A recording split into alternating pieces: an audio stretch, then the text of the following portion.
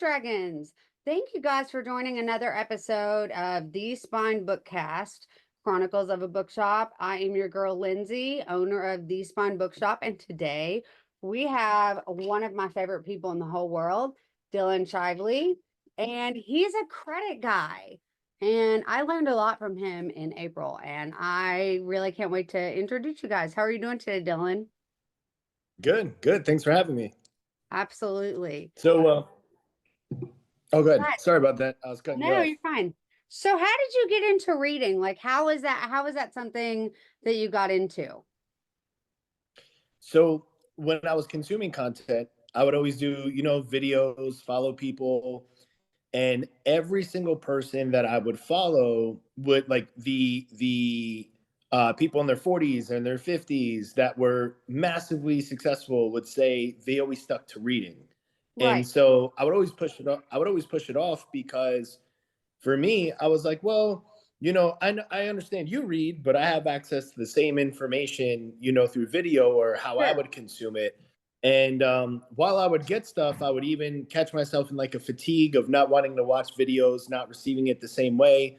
And then I had another guy explain like how you understand a concept through reading and really putting it into you is different. So I started picking up a book, and then I did something that was called 75 Hard, and one of the requirements is you had to read 10 pages a day. So Okay. there was no bending the rules. There was no nothing. You have to abide exactly by the way it's supposed to happen. And Okay. so as I started reading, I was like, oh, I am liking this. I do like how this is. And I would take my own notes. I would start highlighting in books, which I didn't even think to do. I would remember core things. And I was like, whoa, I'm actually starting to learn this concept a lot better. I would learn this idea a lot better. And then now it just became a normal part of what I do, Sure. and now I understand. I finally listened. I love that. So do you prefer audiobooks or do you prefer like a tactile book in your hand or do you like have a Kindle? Like what's your preferred method of getting books into your head? So, so I switch it up. I do some audiobooks for sure, but then Okay. also actually holding them and reading them, and again being able to like highlight or go back to the page or remember. Like I started to figure it out how I was able to receive the information better, and for me, it's bits and pieces. Sure. So in my mind, I said, well, hey, chapter by chapter. And then so most chapters in the books that I've been reading are anywhere from like maybe like 10 to 15 pages at most. I've noticed, at least for the type of stuff I've been reading. So it's like just enough information for me to be introduced to a new idea, understand the concept, why they thought it was important, and then end chapter. And then I can digest that, apply it, and then rinse and repeat. So sometimes it's audio, sometimes it's actually picking up the book itself. And Okay. it depends on the topic, and it depends on who it's from. Sure. Sure. Oh, absolutely. I always say that I give a book about one chapter. And if you can't at least get me invested or interested in one chapter, I used to force myself to just go ahead and continue reading. And I just don't want to do that anymore because if it's not keeping me entertained or it's not keeping me invested, there are about 50 billion other books that I would rather be reading. And if you're not keeping me on board, I can find another book. Did you have a Yeah. favorite book I as a mean, kid? um, so here's the funny part. I don't know if it's funny or not, but I guess it's funny to me. But growing up, I didn't really like read books that much. It was more of like just picture books. And again, I would be a little bit less entertained on it. Sure. In high school and actually throughout school itself, I was like the worst student. I didn't want to read anything. I didn't understand what it was. All I cared about was hanging out with my friends. So I Sure. kind of have maybe what may sound like the reverse, where even though I still grew up in the time where books were the primary, I was maybe impatient. I don't know. I drink a lot of caffeine, so I learned I got some like ADHD pretty serious, and maybe that's why I couldn't sit and read as a kid. But Well, now as an adult, if anything, I'm consuming more. Well, and I think that our generation, we're in our 30s and 40s now, and I think our generation, we grew up where there was this whole educational thing about you have to read these books, you have to read these books, and then you have to take these tests. So reading, I feel like, was taught as a chore as opposed to a really cool adventure that you could go on. And Agreed. so I feel like that's such a misstep with our educational system, and that they have these required reading books that are so awful, like Wuthering Heights and anything by, that whole era of books where it was, they got paid by the word. So A Christmas Carol, Wuthering Heights, like all that kind of, it's boring. Give me something interesting. But that was considered the classics. And the only classic they read by Mark Twain is Huckleberry Finn and Tom Sawyer, but there's so many other good books by him. So I think that there has been this really big misstep with education and reading. And I wish that we would kind of go back into find a book that you want to read and write me a paper about why it's a good book. Why did you enjoy this particular book? Which is what one of my English teachers did, which helped to foster I don't want to read this book, but let me find something else that covers this type of subject that might be more interesting to me. Yeah, I mean, I think if I remember, now that I'm like trying to go back into those times as far back as I can, I remember Goosebumps being a big thing. I liked reading the Goosebumps books. Sure. Maybe because that was more of the entertainment side. But yeah, I mean, there's a lot of failed things, I think, with school overall. I mean, Yes. if I put my tinfoil hat on, I could say a whole bunch of things. Right. But in relation to just the stuff we were forced to consume rather than what you're saying, to develop the enjoyment so we can find that we like to do those things, Yes. is completely different. I don't know why schools never do that. Well, and then they also have this thing like Rutherford County, where I live in Tennessee, has decided that they want to ban some books from the library, which make people like me immediately go, "Oh, I have those books, so that's what we're reading now." Okay, cool. Because I don't ban books. That's not what we do here. And the books that they're banning, it's just like, that's what you're going to ban? Like, really? It's Did you read the book? well, well, that's probably why. If they read anything, they got their own perception of it that's usually pretty skewed. Yeah, And so now you got one individual pushing for something, but it takes away from all of the learning of everybody else, or opening up to a new concept, an right. idea, a different way of thinking. And again, I don't know why people say like, hey, we want you all to be groomed this way. And if you're thinking outside of the box, that becomes a whole problem. Yeah. Well, and I think too that I like what Stephen King has always said, where he said, if they're banning books, read the book and find out what they don't want you to read and to find out about. And take your education in your own hands. Like, read what you want to read. And reading should make you uncomfortable. Like, nobody read To Kill a Mockingbird and came away thinking, that was a lovely story. No, you came away angry at the injustice and angry at the townspeople and angry at the judicial system. And that's what that book is supposed to do. Like, when you read Fahrenheit 451, you're supposed to be mad that they're banning books. When you are, reading books that make you uncomfortable, I mean, there are things that are supposed to make you uncomfortable. You know what I mean? And God Yeah, forbid. yeah, well, it's the new world, I guess. It's once people started figuring out, hey, this was the ways that people used to tell their stories, so that way you could pick up the messaging and what's going on. Well, now what you have is a bunch of people that are better and more well informed. Yes. And so again, tinfoil hat moment, but the more informed you are, the more independent thinking you have, and the decisions you start to make are different and outside of what they want you to do. And so if they can try to prevent it, they're going to try to do it through banning books, is Well, my and the opinion. other thing too is books are supposed to make you think. Books are supposed to challenge your ideals. And I think when you read, because like I'll read something sometimes and it'll be one of those like I'll read a line and it'll be one of those lines that I literally have to stop and think because it'll just hit me so weird that I'm just like, I don't know how to keep reading. I have to think about that for a minute. Like, I read a quote the other day that said, love yourself the way you love books. And I literally just had to sit there for a second and just, holy crap. Like, because the way I love books, I'm very bad about not sending that same kind of love to myself. And I think that's just so weird that we dedicate ourselves to passions, but then when it comes to ourselves, we're so hard on ourselves. And it was just one of those things that I read and I thought, I got to sit and think about that one for a minute. That's profound. And that's why I love books so much, is because you'll read something that's profoundly effective in changing your brain chemistry. Yeah, there's a lot of good messages. I mean, even back to like that, like why do we do that?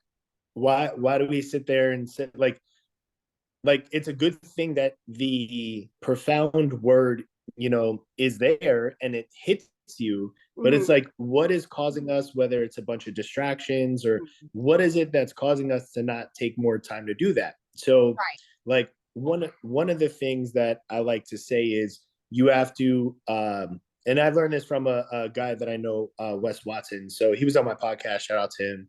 Um, where he says, build the man or the woman that you admire and give that person to the world, Yes. which essentially says you have to build yourself first. And, the person you admire, the people you look up to, you kind of Mhm. build this character Yeah. because you take the good from everybody that, resonated with you. Now you have like this superhuman that you give to the world. Mhm. So where does this apply to what you're saying? Well, you can't have anybody else love you if you don't love yourself, right? I And absolutely so, agree but what with is that? that. What does that really look like? What does that really mean?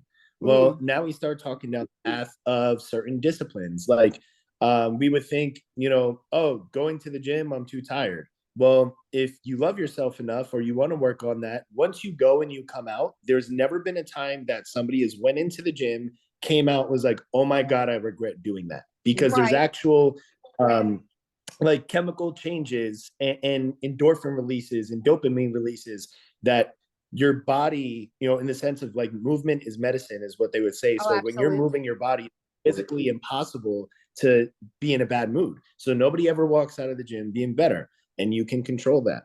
What That's you like eat, what you Reese can control that. Witherspoon says in Right. yeah, people who work out are happy, and happy people are people who work out get endorphins. Endorphins make you happy, and happy people don't kill people. I Yeah. laughed Like at it's that like it's way harder.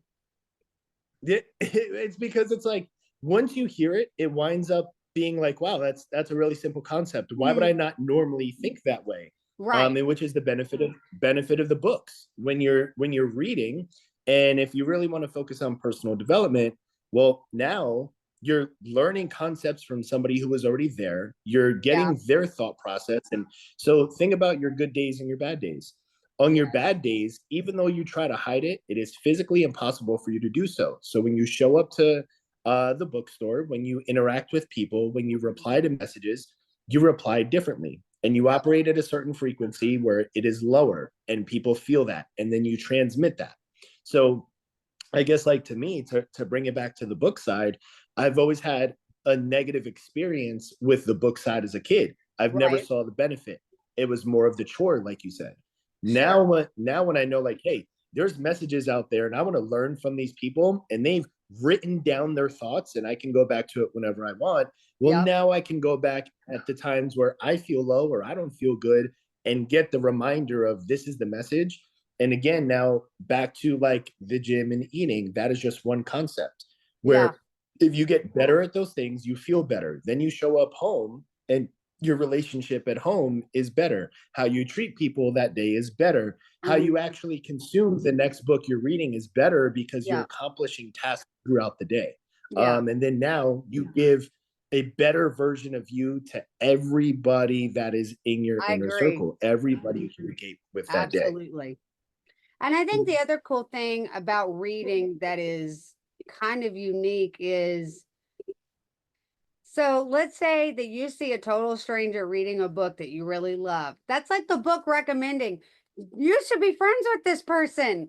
And usually, invariably, a book reader will see somebody else reading and go, oh my God, what are you reading? Oh, I read that book. I love that book. Have you read this?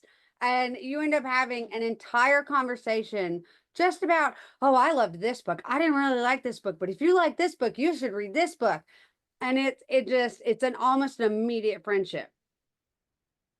Yeah, it's so you wind up building bonds, you wind up making Yes. more friends, and not that I can't sit here and say that I've ever been a part of one, but what comes to mind is I'd imagine this is why some people have like certain book clubs, or they have like, Yes. you know, get-togethers with reading, because it's like, Yep. hey, let's all read the same book and let's Mhm. come together and then say like, what was your perception of this? How did you receive this? What did you Yep. pull out of this chapter? What did you so I'd imagine you do those at the store, right? Or Yeah, anything like so that? Are you a part of anything like that? we have a local author book club, and so we always pick, so like, I don't know if you can't see it, but and readers can't either. But anyway, if you walk into the bookshop, there's about 4 bookcases of local author and independently published books. And so the local author book club only picks from those shelves. And we always try to read one that maybe an author hasn't had a chance to be displayed or anything like that. And we usually get the author involved, and they always come, and we always interrogate them like, why would you do this to us? You know? And there's one girl in here, Sydney, and I love her to pieces. And one of the things that I respect about her the most is I read this way and she reads this way. And so whenever we're talking about a book, she will always find something. And it's like, wait, you read that in the book? I didn't grab that aspect of the book, or that didn't hit me like that. Or hang on, let me go back and reread that, because every single book picks up on something that flew right over my head. And I absolutely love that, because even though I read the book and these are the impressions that I got, she read the exact same book, got a whole different kind of impression. And it makes me want to go back and go, hang on, let me go back and reread that paragraph, because I didn't get that vibe from that paragraph. But that's really cool that you did. Yeah, you learn so much. And then Mhm. essentially what you're saying is your ability to like read something and get multiple perspectives is valuable. Absolutely. And you don't know what you don't know. So when you have people around you Yeah. that are like, oh, this is what I took from it. It's kind of like even with a movie. You could watch certain movies, you watch it once, then you watch it again, and you're Yeah. like, oh, I Yeah. didn't pick up on that before. But the power of reading is, I know, like for me, as I'm reading something, I gotta catch myself and slow myself down, Yeah. because sometimes in the boring parts, I catch myself reading to accomplish rather than Mhm. reading to try to understand. Yeah. So I could see value in having somebody who's reading the same thing saying, "Did you pick this up?" Because I hate not picking those things up, Oh, I know. It and drives me so for crazy. me, it's like, "Oh shit, I missed it." Um, Yep. so when you're a hard worker like I am, you're busy like I am. You and I've had multiple discussions about how we're constantly working and doing stuff. Like for me, reading and watching TVs and movies is my way to shut my brain off for a little bit and let it just relax, because otherwise I'm like ticker tape with constant thinking stuff. Does reading do that for you? Does it allow you to like calm down and relax and kind of shut down for a minute? Like, or does it make you think more? It depends what I'm reading. Okay. So the genre, I guess, of a lot of the things that I'm reading is usually personal development. So there's a lot of expansion and growth and concepts that Mhm. I'm reading. So in the times when I do it, it will trigger something in me where in the act of reading, I'm not thinking about the other things, because I know my ability to focus on more than one thing at a time is not existent. So Yeah, like, yes, I get to shut down in those 10 pages or so that I may read. right. However, within those 10 pages, there's something that hits me that I'm like, oh my God, I have to implement this right now. And Yeah. then I'll go put it down, and it winds up making me more busy just Mhm. because of the type of stuff that I typically wind up reading. See, I want to talk to you about that too. So when we met, it was in Arizona back in April. And Yep. you deal with credit, right? It like is it and I want Yes. to make sure I get it right. Credit specifically with writers. Is that No, right? so with anybody. Okay. So when it comes to credit, that's a universal thing. It doesn't matter Sure. what you do, how you do it, whether you're trying to build a business or have no interest in building a business. your credit score is a part of your life in America. So it Right. applies to everyone. So now you have written a book, and do I remember that correctly about credit? Have you read Yes. some books about credit as well that have just like those are your absolute Bible, this is how it should go kind of stuff that you can recommend? I wish I could. There's nothing out there. Like I've read maybe two or three at most, not including my own. Sure. How I typically deliver that information now is it's in the one book, but my wife and I were actually in the process, which we do have to pick up. We did drop the ball on this, but we already have like a whole cover design and everything. We were Okay. talking about all things credit for another book. Hmm. Actually, I got to talk to her about that after we get off of this. Um, because it's something that once the first one came out, we were talking about doing our own, and like for her, she's consuming so much more credit content than I am just Yeah. because she's in charge of our marketing. So she's making daily posts for the business, which means she's constantly reading something new. Yeah. And so as much as I would love to recommend a specific one, I mean, the one that I wrote back, gosh, I think it was 2018, twenty Hmm. seventeen. It's called The Credit Files. You can find it, Yeah. anywhere. And I co-authored that with two other people. But maybe that's what sparked this. Now that like I'm having one of those moments at this very second where I'm like, hey, maybe this was the reminder to say, let's get back and focus on that. And I can bring it to her because I know she'll start it and I'll put my parts and then she'll make my parts better. And then we can get to the publishing stage. Because Sure. there is there is new information about credit that changes pretty often. It's So almost even on though a there's daily basic, basis, it feels like. yeah, yeah. So even though there's basic fundamentals that never change, I think an updated version would be something that'd be really cool. So Bless you. when you're talking to authors or readers or just people in general, like what is the one, like every single time, this is the one piece of advice, if you hear nothing else from me, you need to hear this. What would be the one piece of advice that you would give somebody? So the same type of passion and desire and commitment you have to publish a book or read the next book, uh, that means you already possess everything you need to work on other things such as your credit. So here's how Okay. I tie these things in. I say your credit is your reputation, right? And so let's think about your reputation within the book community. If you're part of any kind of club, if you're talking with any kind of people, and you're doing those sessions just like what you said, which is like, hey, I got this from this book and I did this. You never feel good when you're left behind. And when you know that you had a moment where you could have got through that chapter or reread something, these same things apply to every single area of your life. So simply put, how you do one thing is how you do all things. Yeah, If you tell yourself you're going to do something and you don't do it, that's probably carrying into your reading. That's probably carrying into publishing a book. That's probably carrying into the next 5 places, including your store, where they would want to go put their books in, but they didn't feel like doing it. right. So, how you do one thing is how you do all things. Care about your reputation because nobody's going to care about it more than you. And it's harder Exactly. to build and easier to tear down. So Absolutely. you have to do things regardless of how you feel about it that day.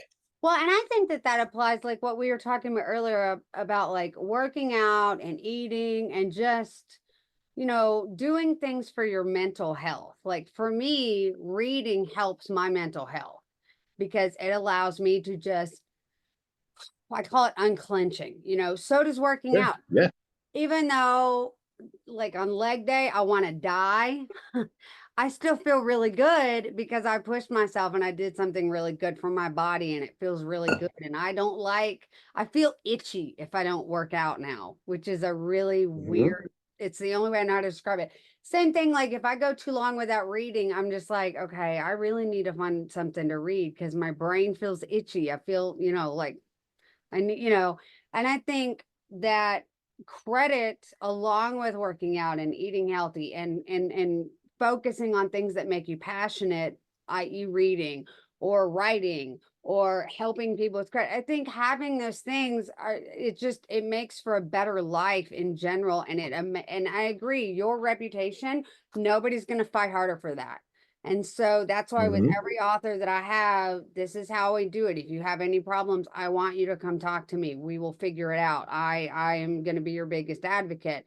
And I feel like you do that too, because when I saw you in April, the one thing that cracks me up about how you deliver is that you are no, like easy peasy, like get your shit together. This is what you need to do. Stop acting like an idiot. If you want to fix it, then get off your ass and do it. And I really appreciated the frankness of how you deliver that.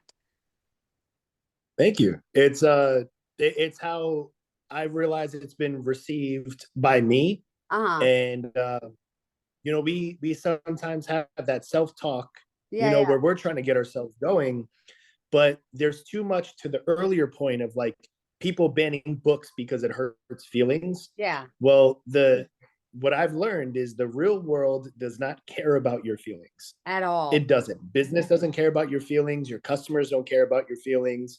There's even sometimes your family won't care about your feelings Nope. because if you're screwing up, you're already having self-talk that's not good. Yeah, If you're failing on these things, and so it's almost like a pattern interruption in a time where everybody tries to tell you you're enough. yeah. I feel like it's a mediocre excuse to allow you to continue to be complacent, And right? I So love it's like that. this is like my job is to not make you feel good. My job and the way that I feel like I'm contributing successfully to change somebody is starting with changing how you get your information delivered. I'm Absolutely. not going to do it all soft because you've been hearing everyone else around you do it all soft, and that shit still didn't work, because if Right. it did, those things would have been changed and I wouldn't have to tell you what to do. Exactly. And I like it's almost like you left ahead from the stranger to the friend, because we expect our friends, our really good friends, Mhm. not our associates, not the people that know, but like our friends who might as well be family, but to kind of be, what the hell is wrong with you? Get your shit together. Why are you making Mhm. stupid decisions? And I really appreciated Mhm. listening to you speak. Go, no, we're not doing this. You're being dumb. Stop doing that. Yeah. And this is what you need. And I really appreciated how it just came across as you actually gave a crap with about what you said. You've had two people, kissing your butt and being nice, and I'm not here for that. Let's get real and, get your head out of your Yeah. butt and handle your stuff. You're a grown up, act like it. But I think you also have a sense of humor about how you deliver that stuff, which I think is really funny too.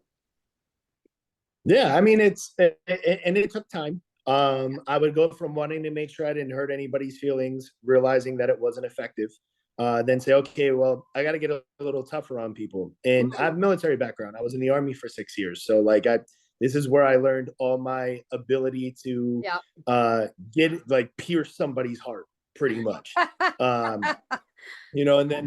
and then I had to learn how to tone it down and then say like, I don't want to just come across as an asshole to everybody. I want to make sure what I'm saying has some substance, and I want Sure. to make sure that I'm causing and triggering actual change. I don't Yeah. want to just trigger the part of the brain that says, wow, this guy's really mean. It's like, oh man, he's saying some things that like, yeah, it hurts, but it hurts because it's true. Yeah. And it's not just me being mean to people, to the point of the humor part. Like, I'll still make it funny, and then also I don't put myself on a pedestal. So, and then Right. I make that clear to say like, hey, I'm human too, and I screw up too. But the things I'm telling you not to do is because I did those things, or I can see just by talking with you, you still do these things. Yeah. I'm the person that believes the good friend is the one that tells you that you have something in your teeth, not the one who doesn't want to put you on the spot for saying you have something in your Oh, teeth. absolutely. I would rather have somebody be like, dude, what is going on? What is this situation in your mouth? and Mhm. so I have actually taken some of what you said and how you said it, and I have gone forward and applied it to my accountability clients that when I work with Janine, and I'll be like, look, do you want to do this or not? Because when you schedule this time with me, I have to bill my boss. And if we have an unproductive phone call, it's a waste of my time. It's a waste of your time. It's a waste of my boss's money. So get it together. Either you schedule this. So either do it or don't. But don't, sit here and think that we're just going to chit chat, because that's not, we're not friends. That's not what this is.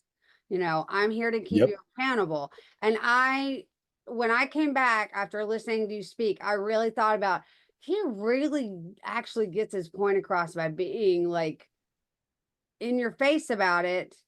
And so I want to thank you for that, because it made me change my tactic on how I Awesome.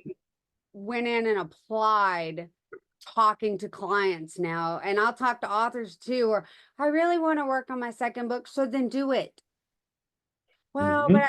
no, but do it. I have 2 jobs, a kid, a dog, and a mom and a husband that I take care of, and I still manage to do it. If I can do that, you can do it. If I can go through graduate school as a single mom, you can do it. Suck it up and make the time to do it. If you want it that bad, you'll do it. So I wanted to thank you for that too, because it really changed my mindset on how I approach things. Absolutely. I'm gonna so see that is, I mean, the thank you winds up becoming reciprocated, because it's like, hey, I went there and I did these things. And so to be able to hear like, hey, this is what I took from it, this is how I applied it, and now this is what it's changed for me, is the exact reason I showed up. Yeah. So now I get to check the box to say, okay, April, when I took that drive, or when I took that flight, and when I did this, and when I spent the time doing this and this and this, man, it was worth it, because at least one person, because I don't care if the whole room does it, Yeah. if one person got something from it and it helped, I now filled my cup for that day. And now I can check the box and say, like, I now know where this time and energy went, and Yeah. it's being applied in the way that it should. Well, my friend Kimberly was laughing because we got to the airport and I had my laptop on me. And as soon as I sat down and they said that we could pull out our laptops, I immediately was like, I want to write all this stuff down before it gets out of my brain. And I was just like, clack, clack, clack, clack, clack, clack, clack. And she's used to me typing that loud. And the guy sitting next to me was, are you angry at your laptop? No, I'm trying to get it out of my head before I forget it. And I ended up writing, I think, about 4 pages of remember to do this and don't forget this. And Dylan said this, and Janine said this, and and I have come back and applied a lot of what I learned. It was like the best conference for me because it absolutely was pivotal in changing how I did a lot of things. And like you and Janine and Mariana, and like and there was one quote that somebody said that I tell my authors too that I learned from there. And I can't remember if you said it or Mariana said it, but it was, you are not writing your book for you. You are writing your book for someone else Hmm. who is going to read that and be like, oh my God, that's me. So yes, you're writing your book for you, but you're not writing it for you. You're writing it for someone else to see that representation and hear what you have to say and go, oh my God, which is what, I mean, a lot of what you guys did for me is I sat there and listened to what you guys had to say and had lots of moments of, that's really brilliant. Holy crap. So I Yeah. So we did our job. That's good. Oh, I think so. Absolutely. Um, do you ever have people like come up to you and tell you, oh, I read your book and I learned this from your book, or this is my favorite, and like if so, what is that like for you? So here's the thing. I'm probably a weird person where when I'm in a situation where somebody comes up, like I love knowing, like I just told you, I love knowing when the time that I spent was worth it to you. Sure. And I know that by how you describe how things were applied, right? So that's how I know it was effective. When people come up and they say, I did this because of you, and like I learned this new thing, and again, because it's credit, right? So it's like I did this thing, I applied it, and it worked, and now I own a home because of you. I'm not homeless because of you. I got a new car because of you, and now I can keep my job. Oh, I'm telling you, I got stories. um I get DMs all the time with the same thing too. Hey, here's the keys to my house, I couldn't have done it without you. Like, if it, not to get like really deep and sad for a moment, but just to tell you like the ripple effect of doing these things to ultimately answer the question. I mean, I've had people like think finances and credit and not having money is it usually fluctuates between the number one and number two reason for suicide, for divorce, for family splitting, Yep. right? So to be able to solve those problems for people and then to recognize like you've helped my family, you saved me, you know, you gave me these things, I was able to do this, like it hits hard, and that never gets old for me. You Sure. know, it's like those are the reminders of like, because I consumed this from you and I applied the thing you told me and it worked, Mm-hmm. my life has now gotten better in this area. That never gets old. I That love that. never gets old. Oh, I bet that's so awesome. So you're gonna release a second book, right? You and your wife Oh are? yeah, yeah, Sorry, yeah, that's yeah. our I train. know. As We soon have as a we wrap up, I'm train. gonna tell her. We have a train that rolls by. We're like 20 feet. So if anybody hears it, Yeah, that's what that is. We have a train. It's very whistle stop cafe. that's cool. No, But so yeah, that's the plan. That's have you guys got a title for the next book? Oh my god, I got to go back to the. So I have it saved. I have it saved in my Google Photos Uh-huh. from when we originally got it. Right. Um, I think the original title was going to be like All Things Credit. Okay. But I got to double check it and see because I can literally picture the design right now. But it's been easily a year and a half, 2 years since we've Sure. ever had the conversation. Yeah, So I can't accurately say like here's exactly what it is, but yeah. So is it gonna build who knows? on what you said before? Like, is it going to build off of your first book, or is it going to be like its own separate thing altogether? So it'll be its own separate thing, just because the other two co-authors, we don't do anything. We haven't done anything for years. Sure. Um, but what I'll do is I'm gonna take certain sections that still apply Okay. from that previous one, but I'm gonna build on top of it to let people know about the new thing. So it's like, will it be like a continued series in a sense? Yes. Okay. Um, information wise, but as far as similar titles or part twos, that would be completely separate. Okay. Um, just because the branding of everything would be different. Because again, there's things that will always apply. There's basic fundamentals that will always apply. Mhm. But now, over my years of speaking to people, going on podcasts, going on stages, Right. doing conferences, doing seminars, I've learned how to communicate better than I was doing back then. So I would revamp those older sections that still apply, but I have so much more to tell people, and I've learned to do it more simply. So, Awesome. man, now I'm kind of excited to bring that back. You're so welcome. I Yeah, thanks a lot. I wouldn't have thought of it. well, and that's I think what's so cool about constantly learning.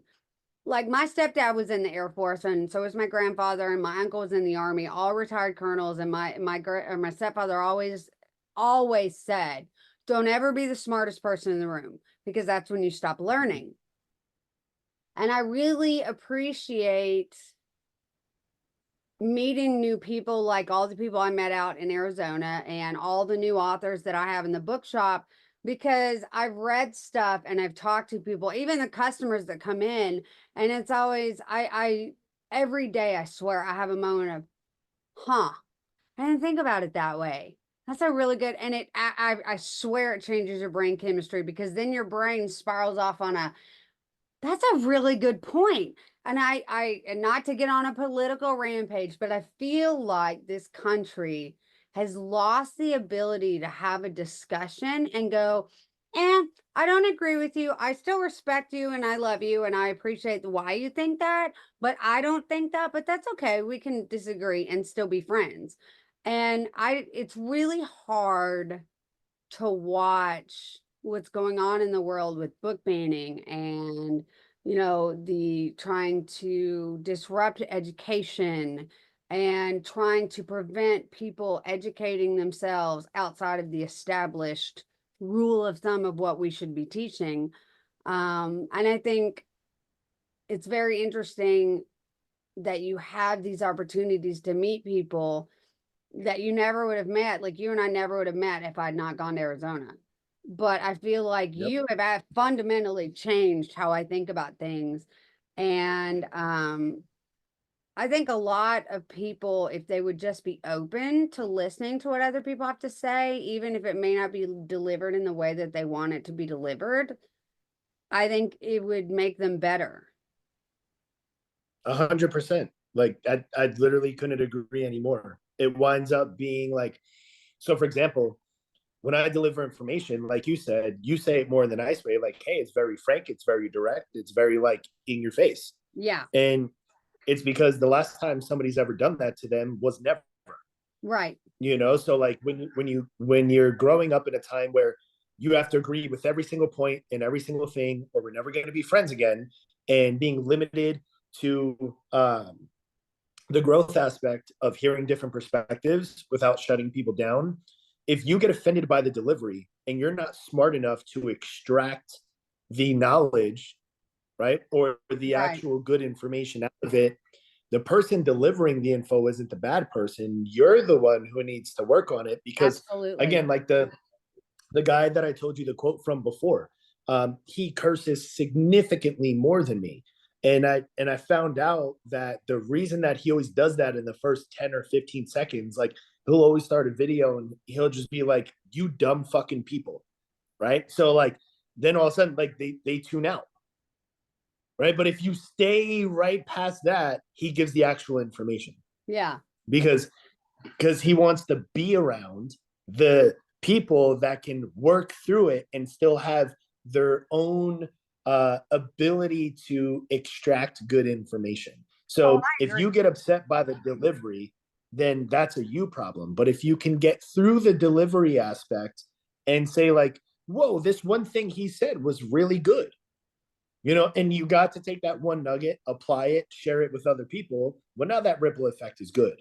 But if you just scroll too quick or you can't read through because the way it was delivered was not the way you wanted it, that's Right. something you need to work on, not the person giving the Right. information. Right. And I absolutely agree with that. Like my husband, well, we watch this political thing and then he'll go in and watch the other political thing. And I'm like, why are you watching that? God, I can't even listen to him. But he's like, he always reminds me, you wanna listen to the opposing viewpoint. And I was like, yeah, but I don't like it. And he goes, why don't you like it though? Is it just because you don't like his voice or you don't like what they're having to say? Like, why don't you like it? You can't just say you don't like something. And my stepdad was the same way. He would always make us defend our opinions because we grew up in our house watching the news. We grew up in a house reading books. And if I was like, I don't like this book, why? Well, because it's boring. What's boring about it? You're only one chapter in. Well, nothing's happening. You're only one chapter in. What? Of course, nothing's happening. So I, I like what you say about he says this, and then he wants to be there for the people who are going to be like, okay, but why? And Yep. I appreciate that. And It's a really that's interesting point. it took me some time, but I learned it. And Yeah. now I get to share that with everybody to say, hey, here's your reminder. Don't worry about the delivery. If you don't like the delivery, that's okay. Yes. But Absolutely. if you wasted your time listening and or reading, Mhm. and you went through an entire thing with now a skewed perception because you didn't like the way it was delivered or the Mhm. way that it was written, and you still couldn't extract something valuable from it, that's a you problem. Absolutely. And I think that you and I as adults, that is also something that we have to pass on to our children. I'm going to use my kid as an example. So we've got the election going on and she came in and she was like, well, I heard this and I heard this and I heard this. And she's 13. And I said, where did you hear that from? Oh, just someone told me. Yeah, but did that person do the research? And so I made her sit up and watch the speeches from the Democratic National Party because the week of the RNC, she was at her dad's. So at our house, she was at the DNC, and I made her sit up and she would ask questions. And so we'd pause it and I'm like, okay, what's your question?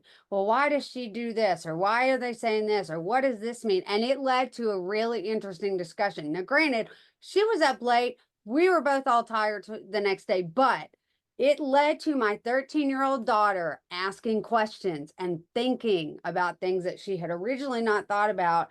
And I would give her an answer and she would call me out like, that's stupid. And I would say, but why is that stupid? Why do you think that's stupid?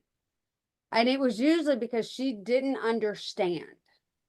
But making her do that and allowing that safe room for me to go, but why don't you like it? Or like, what don't you understand about that? And I think that as adults, we really need to have that safe space for kids to read books that make them uncomfortable, listen to things that make them slightly uncomfortable, give them the opportunity to go, okay, what don't you understand? Let's sit and talk about it. Because if you're listening to it, you're old enough to ask the questions and understand what's happening, and I think that it would be, I'm sure you do this with your kids where, well, I want something. Do you need it or do you just want it? And do you have the money for it? And we tell my kid that all the time. Okay, you've got money in your savings account. Do you really want it? Is it really worth the some odd amount of money? Or do you just, do you just need it like for your soul and to make yourself feel better? Or do you just want it for 5 minutes of gratification? And do you have the, she'll tell us, well, can't you have money? Can't you just pay it? No. When you get a jobby job, then you can afford that. Yeah, we usually do that like with our older kids. So I have 13, 9, and 3. So the 13-year-old and 9-year-old, I want this, I want this, I want this. And it's like, okay, you buying? Like, oh, I really want to go here and eat. Cool, you buying? Yeah, what are you gonna do for and it? so most times, and most times it's pretty effective. But then like the 3-year-old is like, get this, and we're like, fuck, okay, because like he ain't got no money, and like You're and like 3, you also, yeah, you also don't want him to cry because it's no. sad. But with the 13-year-old and 9-year-old, I'm usually the one that's doing that. Where they're just like, I want this and I want this. Like, how you plan on paying for it? I'll just give them like a smart, response. Yeah. How you plan on paying for it? Like, well, and our 13-year-old is very smart. So she's gotten really good with like rebuttals that are like equally smart. And sometimes she'll Of get course she us, has. where it's like, well, I need this thing or whatever. And like, clearly Right. I'm not old enough to work. So, why would I, do like, she'll come up with something super smart and you're like, fuck, and then you got to be like one step ahead. So Well, I think I also, my daughter does the whole, hey, you guys need to buy me clothes because I'm 13 and none of my clothes fit. And it was like, you can go to school in a paper bag with that attitude. Thank you. And then my husband once, he and I both were like, are you crazy? No, that is not how you ask for anything. He and I both were just like, okay, I want you to try every single aspect of clothing in your room on. If it doesn't fit, great. Then you're going to make a list of what you need, not what you want, what you need. And we were doing really good about that. And then, damned if my mom didn't go, I'll take you shopping. No, grandparents, no. Yep. So she came Yeah. in with all these clothes, which is great. We didn't have to pay for it, but it was like, not what we were trying to do. But my kid was just, I'll just ask Grammy. And so we had to tell him, you got to stop doing that. Like, make her work for it. She can't just get stuff because she wants it. I'm 47 and I don't have half the stuff that I want. I don't really need it. I just want it, you know? But then there's also this aspect of where that one woman on TikTok goes, stop buying dumb stuff. No, the dumb stuff makes me happy.